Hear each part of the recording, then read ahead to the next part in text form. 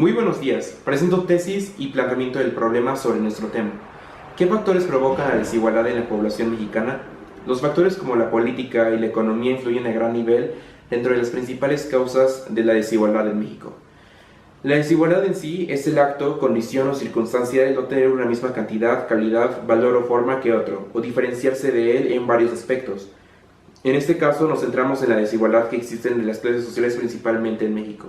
La desigualdad en este caso se refiere a que existen razones e irregularidades que llevan a la población a una misma estabilidad económica o de posición social.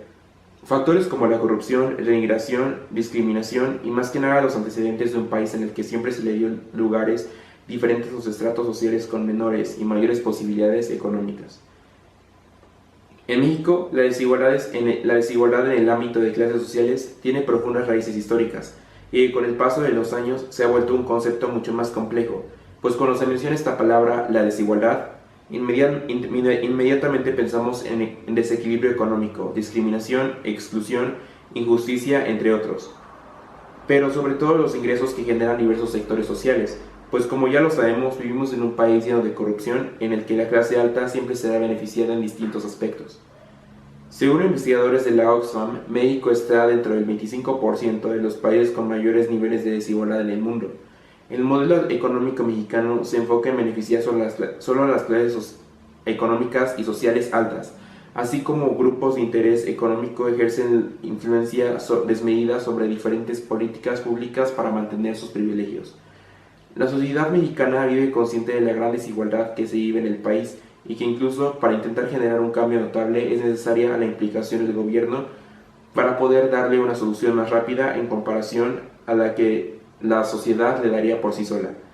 Pues al ser una problemática tan grande y compleja afecta a todos los estratos y ámbitos sociales, aunque de diferente forma a cada uno.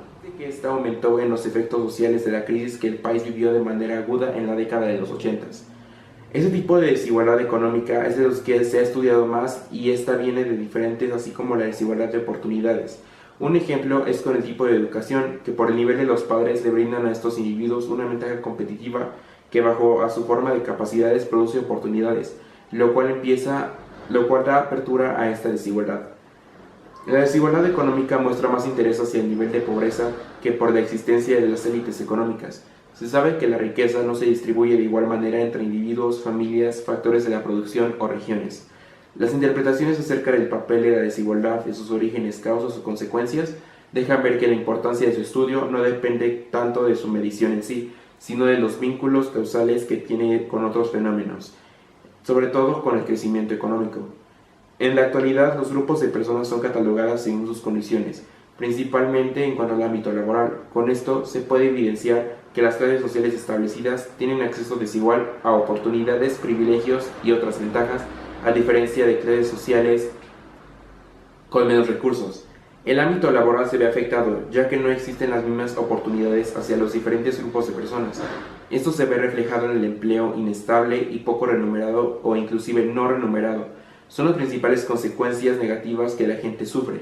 De igual forma, existen dificultades que se presentan en el ámbito laboral, que afectan de forma negativa a las vidas de las personas, a no poder conseguir trabajos formales. Asimismo, como se mencionaba anteriormente, las personas no cuentan con oportunidades, tales como los diferentes servicios que en teoría deberían ser gratuitos.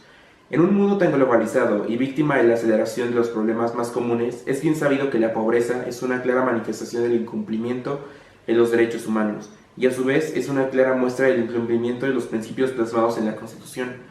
Dentro de esos factores, particularmente los económicos y sociales, en México, a pesar de haberse suscrito tratados internacionales y contar con leyes y políticas públicas, aún no se ha conseguido eliminar esta condición.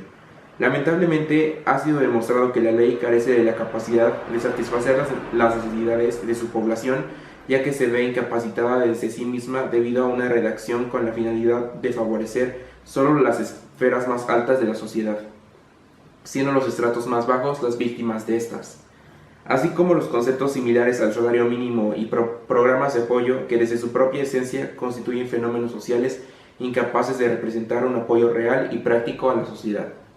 Gracias.